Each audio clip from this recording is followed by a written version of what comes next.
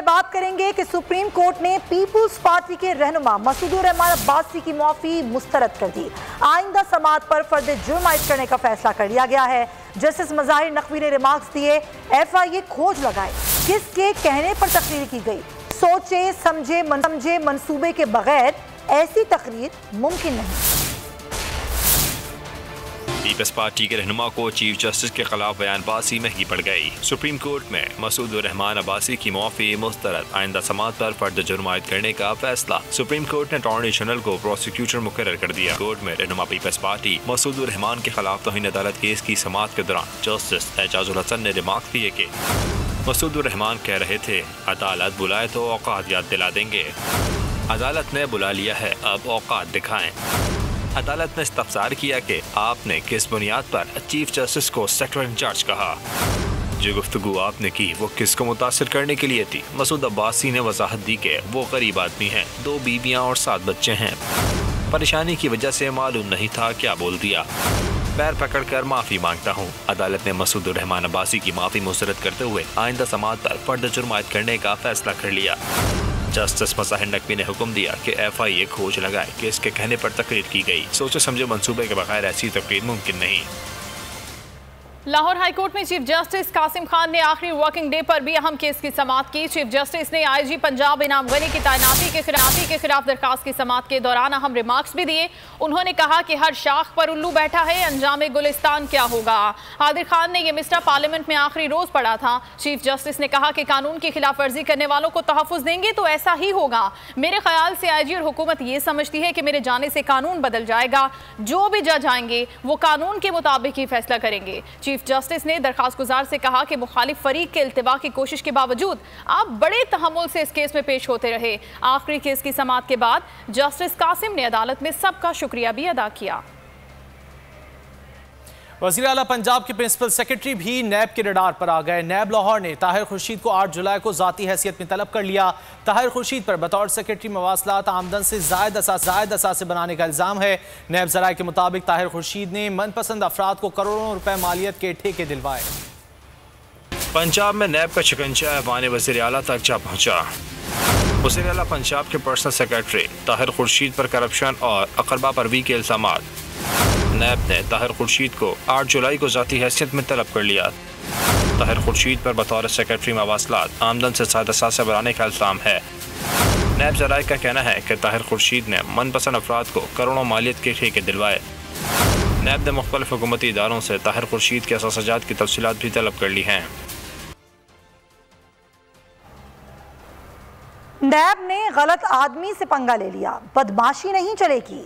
31A का notice भेजें, जवाब दूंगा, जमानत नहीं कराऊंगा। हलीम आदिल की गिरफ्तारी का मुतालबा करने पर नैब के पेट में मरोड़ पड़ गए। वजीर तालीम सिंध सईद गनी नैब के खिलाफ फट पड़े। कहा नैब की प्रेस रिलीज से लगा मैं तौहीन नैब का मुर्तकिब हुआ हूँ। चेयरमैन नैब की कुंजी जिसके पास है वो उसे इस्तेमाल कर रहा है। अपने वीडियो की वजह से ब्लैकमेल हो रहे हैं, तोला छोड़ दें। नैब मौजूद लोगों के साथ ज्यादती कर रही है।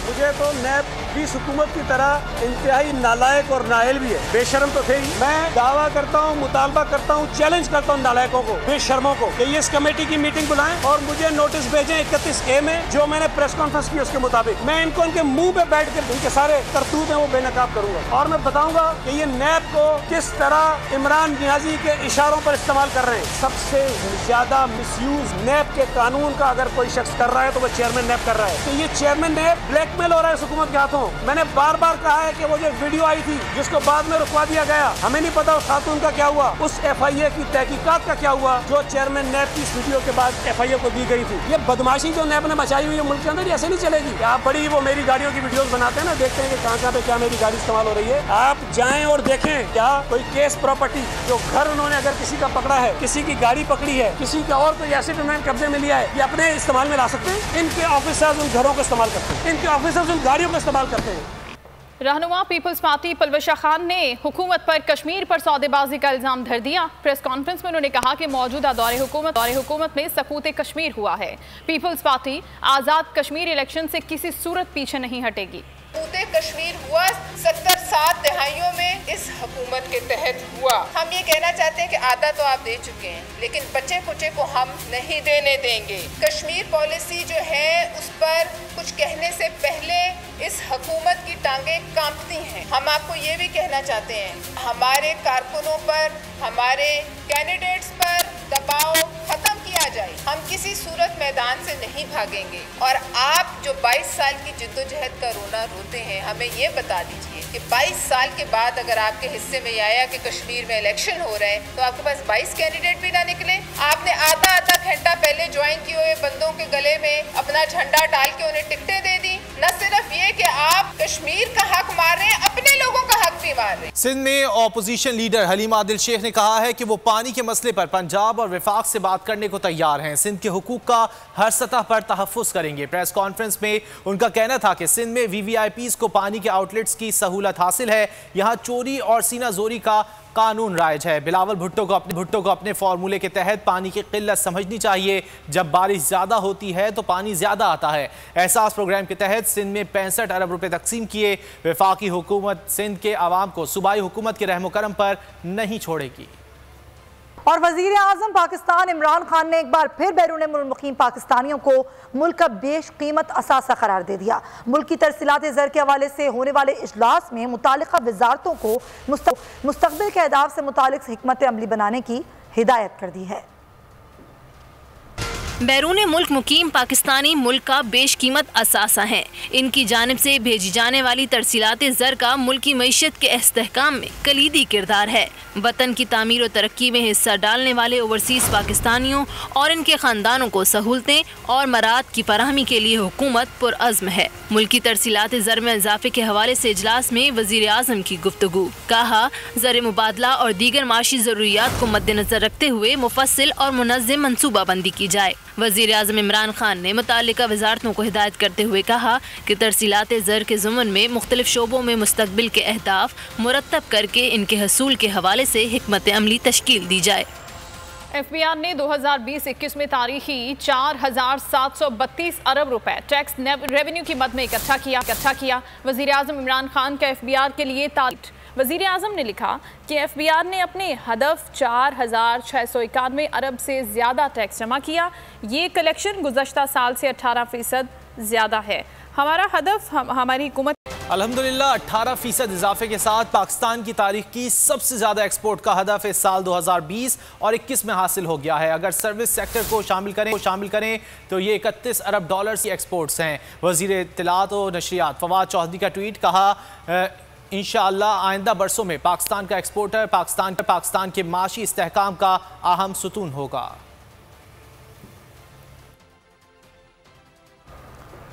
फवाद चौधरी झूठ बोल रहे हैं। मीटिंग स्पीकर ने बुलाई थी, शहबाज शरीफ कैसे मना करते? फवाद चौधरी साहब के पास कोई सबूत है, दफ्तर की कोई सरकारी खतो किताबत है तो दिखाएं। ऐसा कहना है लीगी तर्जुमान मरियम औरंगजेब का। उन्होंने वफाकी वज़ीर इत्तलात पर सवालात की बौछार कर दी।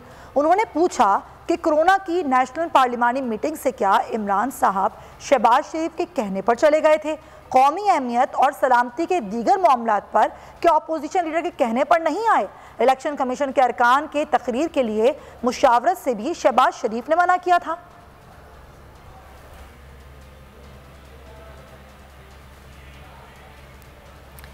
FIR से सिर्फ नाम नहीं, मुकदमा खारिज किया जाए। बलोचिस्तान असम्बली के अपोजिशन अरकान डट गए। आज 12वें रोज भी कोयटा के थाना बिजली रोड से ना उठे। अरकान का कहना है कि नोटिफिकेशन जारी होने तक थाने से नहीं उठेंगे। बलोचिस्तान हुकूमत ने FIR वापस ले ली। अपोजिशन अरकान ने मैं न मानू की रट लगा ली। थाने में 12वें रोज भी डेरे जारी। FIR से सिर्फ नाम नहीं, मुकदमा खारिज किया जाए। अपोजिशन अरकान डट गए, साफ कह दिया कि नोटिफिकेशन जारी होने तक थाने से नहीं उठेंगे। अपोजिशन अरकान ने 18 जून को सूबे के बजट इजलास में और उससे पहले ऐवान के इहाते में हंगामा आराई की थी। पुलिस से हाथापाई के नतीजे में खातून समेत 4 अरकान जख्मी हुए थे। अपोजिशन अरकान ने 21 जून को कोयटा के बिजली घर थाना में गिरफ्तारी पेश की थी। आसिफ जरदारी की तबीयत नासाज, डॉक्टरों की हिदायत पर अस्पताल में दाखिल करा दिया गया। ज़राए का कहना है कि वालिद की अदालत के पेश नज़र बिलावल इस्लामाबाद और बख्तावर भुट्टो दुबई से कराची पहुँच गए हैं। अस्पताल ज़राए का कहना है कि बजट सेशन में शिरकत और अदालत में पेशी की थकन से तबीयत नासाज हुई है। आसिफ जरदारी की तबीयत नासाजी की बायस डॉक्टरों की हिदायत पर वो अस्पताल में दाखिल हो गए हैं। ज़राए की जानिब से बताया गया है कि वालिद की अदालत के पेश नज़र बिलावल इस्लामाबाद और बख्तावर भुट्टो दुबई से कराची पहुँच गई हैं और अस्पताल ज़राए की जानिब से बताया जा रहा है कि बजट सेशन में शिरकत और अदालत में पेशी की थकन से तबीयत नासाज हुई है।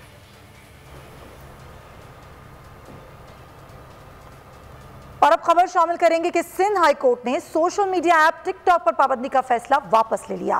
पीटीए को टिकटॉक की बहाली का भी हुक्म दे दिया गया।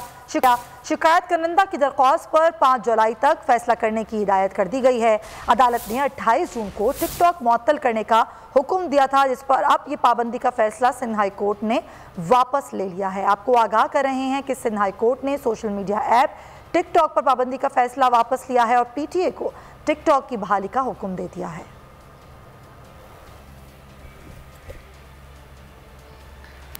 पार्लिमानी कमेटी बराए कौमी सलामती के इजलास की अंदरूनी कहानी सामने आ गई। ज़राए का कहना है कि अफगानिस्तान के मामले पर army chief general Qamar Javed Bajwa ने हर सवाल का जवाब दलाइल और बैकग्राउंड के साथ दिया। तफसीली जवाबात पर बाज़ मौके पर शुरका ने डेस्क बजाए। शहबाज शरीफ ने कहा कि ऐसी ब्रीफिंग्स होती रहनी चाहिए। बिलावल कहते हैं कि अफगानिस्तान की सूरत हाल पर हक़ाइक़ खुलकर सामने आ गए, ब्रीफिंग से मुतमईन है। अस्करी हुकाम ने वाज़ेह किया कि अफगानिस्तान में हमारा कोई फेवरेट नहीं। अपोजिशन लीडर शहबाज शरीफ और बिलावल भुट्टो समेत कई पार्लिमानी लीडर्स ने आर्मी चीफ से अलहदा मुलाकातें भी की। कौमी सलामती का इजलास की अंदरूनी कहानी सामने आ गई। ज़राए का कहना है कि अफगानिस्तान के मामले पर army chief general Qamar Javed Bajwa ने हर सवाल का जवाब दलाइल और मुकम्मल बैकग्राउंड के साथ दिया। शुरका ने कई मौक़ों पर डेस्क भी बजाई। शहबाज शरीफ ने अफगानिस्तान से मुताल्लिक पाकिस्तान के मौक़िफ़ की तायद की। उन्होंने कहा कि ऐसी ब्रीफिंग्स होती रहनी चाहिए, हमारे बहुत से खदशात दूर हो गए। बिलावल बोले अफगानिस्तान की सूरत हाल पर हक़ाइक़ खुलकर सामने आ गए। उन्होंने ब्रीफिंग पर अपने मुकम्मल इत्मीनान का इजहार किया। अपोजिशन लीडर शहबाज शरीफ और बिलावल भुट्टो समेत कई पार्लिमानी लीडर्स ने आर्मी चीफ से अलहदा मुलाकातें भी की। ब्रीफिंग के दौरान अस्करी हुकाम ने वाज़ेह किया कि अफगानिस्तान में हमारा कोई फेवरेट नहीं, हमारा कैंप बस पाकिस्तान है। अब लेफ्टिनेंट जनरल फैज हमीद ने अफगान गुरोहों को एक मेज पर लाने और राबतों से मुताल्लिक शुरका को एतमाद में लिया। अमरीकी सदर से अफगानिस्तान और इराक में जंगों में शमूलियत पर सवालात उठने लगे। जंगों में हजारों निहत्ते शहरी और अमरीकी फौजी हलाक हुए। आपके हाथों पर बेगुनाहों का खून है, आप नाअहल हैं, हम ऐसे लोगों को वोट क्यों दें? जबकि अफगानिस्तान से अमरीका और इत्तेहादियों का इनखला जारी है। अमरीकी फौज ने बिग्राम एयरबेस 2 दिहाइयों बाद मुकम्मल खाली कर दिया। ज़राए अमरीकी वज़ारत दिफा के मुताबिक बिग्राम एयरबेस को अफगान सिक्योरिटी फोर्सेस के हवाले कर दिया गया है। अक़वाम मुत्तहिदा में पाकिस्तान को बड़ी कामयाबी मिल गई है। अक़वाम मुत्तहिदा की जनरल असम्बली ने ग्लोबल टेररिज्म स्ट्रेटजी से इत्तेफाक़ राय से मंजूरी दे दी। नजरसानी शुदा स्ट्रेटजी में इस्लामोफोबिया और उसकी बुनियाद पर खतरात को दहशतगर्दी से निपटने की स्ट्रेटजी में शामिल कर लिया गया। तर्जुमान पाकिस्तानी दफ्तर खारजा का कहना है कि पाकिस्तान ने OIC ममालिक से मिलकर इस्लामोफोबिया को दहशतगर्दी का उभरता खतरा करार दिया था। इस्लामोफोबिया से पैदा शुदा दहशतगर्दी खतरात को ग्लोबल स्ट्रेटजी में कामयाबी शामिल होना बड़ी कामयाबी है। मुत्तहिदा की जनरल असम्बली ने ग्लोबल टेररिज्म स्ट्रेटजी की इत्तेफाक़ राय से मंजूरी दे दी। नजरसानी शुदा स्ट्रेटजी में इस्लामोफोबिया की बुनियाद पर लाहक खतरात को भी दहशतगर्दी के खतरात में शुमार कर लिया गया है। तर्जुमान पाकिस्तानी दफ्तर खारजा का कहना है कि इस्लामोफोबिया से पैदा शुदा दहशतगर्दी के खतरात को ग्लोबल स्ट्रेटजी में शामिल कर लिया गया है। पाकिस्तान ने OIC ममालिक से मिलकर इस्लामोफोबिया को दहशतगर्दी का उभरता खतरा करार दिया था। तर्जुमान दफ्तर खारजा के मुताबिक अक़वाम मुत्तहिदा मुसलमानों और इनकी बददगाहों पर हमलों से निपटने में मदद मिलेगी। पाकिस्तान बार बार आलमी बरादरी पर इस्लामोफोबिया के खतरा से निपटने के लिए जोर देता आया है। कोयटा में एयरपोर्ट रोड के करीब धमाके का मुकदमा दर्ज कर लिया गया। मुकदमे में कत्ल, इक़दाम कत्ल, एक्सप्लोजिव एक्ट समेत दहशतगर्दी की दफात शामिल हैं। कराची की जुबली मार्केट में धंसने वाली दुकानों से मुतालिक कोई फैसला ना हो सका। टेक्निकल टीम मार्केट खोलने या उसे गिराने का फैसला करेगी। दुकानदारों ने कहा है कि KMC बरसों से लाखों रुपए किराया वसूल कर रही है। दुकानों को रेगुलाइज किया जाए।